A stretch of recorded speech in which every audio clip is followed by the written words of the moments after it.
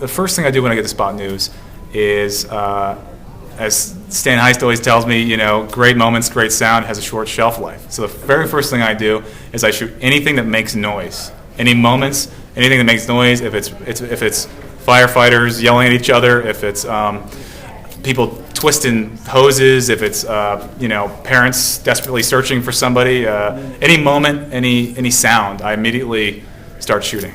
So, and then after that, there's usually time for better composed shots off the tripod. So I'll get moments, sound, and then try to get some well composed shots after that on tripod.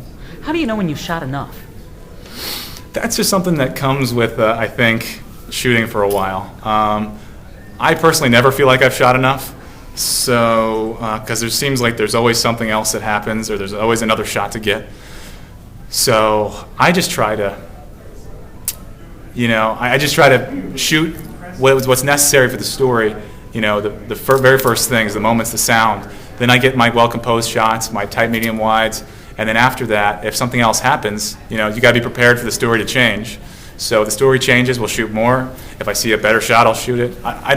There's never a point where I feel like I've shot enough. But when all heck is breaking loose, right. Isn't there a tendency to just run around like a chicken and try to shoot everything all at once? Yes, that's where you got to catch your breath, and you just have to prioritize really quickly. So if the building is falling down, shoot it. Then get people's reaction. If someone's being pulled out of a house, shoot it. I just try to prioritize really quickly, and each story is different. Every story is different. Are you telling yourself something in your head so that you remember Yes. to get all those elements that you're going to need? Tight, medium, wide, action, reaction, get the moment, tight, medium, wide, action, reaction, get the moment, tight, medium, wide, action, reaction, get the moment, tight, medium, wide. So that's what I do constantly in my head. And shot length, how do you avoid sort of just snapping off a shot too quickly and then you're not able to edit it? I still count in my head. I say 1 Mississippi, 2 Mississippi, 3 Mississippi, 4. It's very elementary and kind of stupid, but I still do it because I still get overexcited when I shoot spot news and I don't hold shots. So the first thing I do, I still count in my head. So that's how I hold the shots. That's good advice. Now you're also shooting for editing. You're thinking ahead of time, how will I edit this?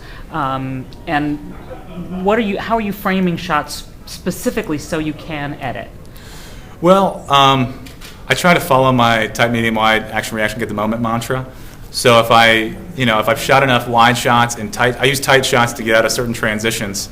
And if I shoot enough tight shots, I can use the tight shots to get out of wide shots, and so on and so forth. And that's the basics. But you also do match dissolves. Oh, right. On the Ghost of the Civil War, I tried to use the John Hijack method of eye movement, where I just tried to do slow dissolves to where everything on the frame leads into the next frame. So I had the moon in one spot, but in the same spot I had a candle, so I would dissolve into it so that it made a seamless edit. For the viewer, so that they can understand it. And if your eyes are kind of all over the place, I think it makes it more confusing. If they don't know that, if they don't even notice the edit, you want to make your editing seamless. So if the viewer doesn't notice the edit, they just focus on the story, which is the important part.